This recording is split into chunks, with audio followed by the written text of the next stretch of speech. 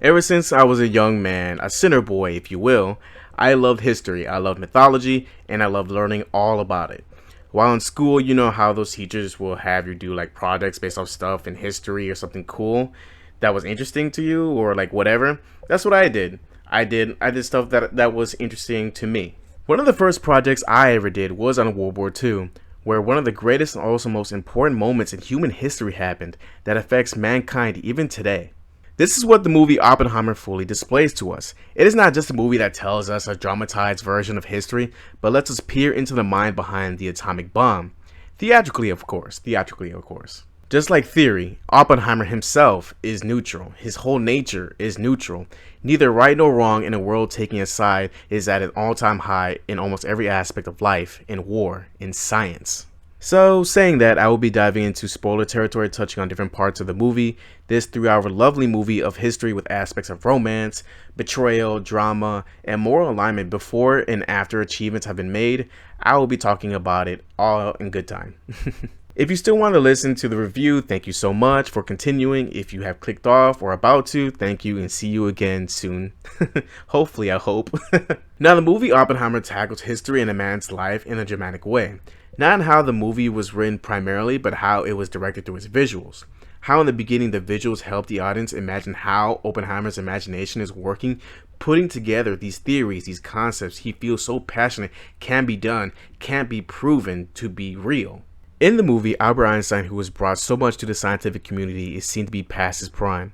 Although he is, Oppenheimer still went ahead and talked to him anyway, and after the discussion, he walks away from him. To me, this signals like the end of Einstein's era and the beginning of Oppenheimer's era. One of my favorite scenes was when the A-bomb was proven to work. A little while later, Teller and Oppenheimer would speak about the H-bomb being the hydrogen bomb. After talking a bit, Oppenheimer, just like Albert years before, walks away from Teller, signaling his era is over. Many prominent actors appear in this movie, and they all do a great job, amazing job. However, Emily Blunt, who becomes Oppenheimer's wife, not only did her duty as an actress, she fucking killed it. Her demeanor, how she spoke, how she looked.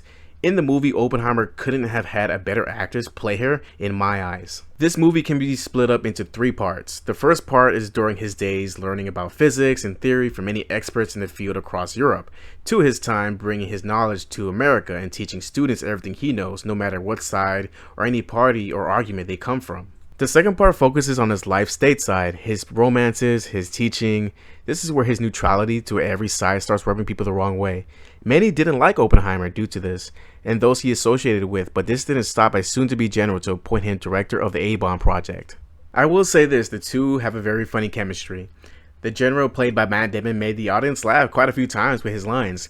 It was fun to see him on screen. Most of this part is about the construction of the atomic bomb, and drops of scenes important to the latter half of the movie.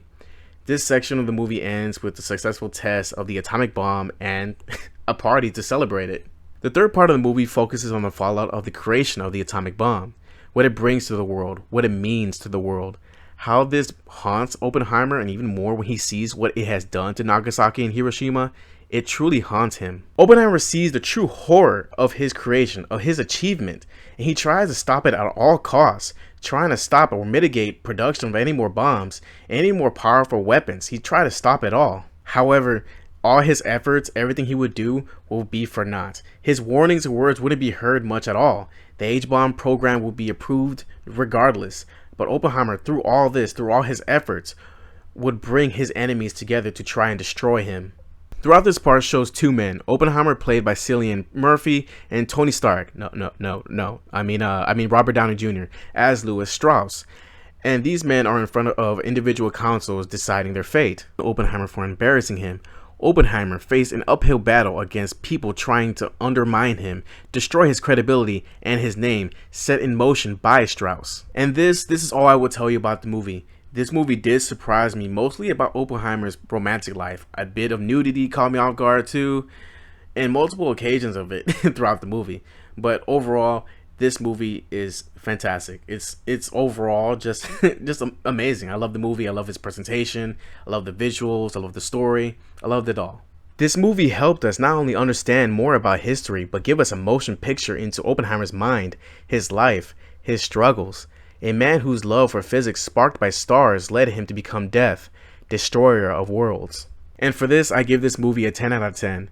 No moment in this movie was wasted. I normally would give a movie like this 3 hours, 9 out of 10, because I would see scenes and time wasted, but there was no time wasted here. A lot of the jumping and a lot of like the movie spans many years, so I can forgive it here. I'm sure there's gonna be a portion of fans who will like discredit like the score for its like historical facts, like, oh yeah, they got it wrong here, or like it was a little bit dramatized here. I'm sitting here and I am focused on the movie alone. It is phenomenal. It is amazing. I highly recommend it. Thank you guys so much for watching and hear my opinion and my thoughts on the movie. Let me know what you think in the comments below. Like, comment, subscribe. Thank you for supporting the channel. Stay healthy mentally, emotionally, and physically. See you guys next time.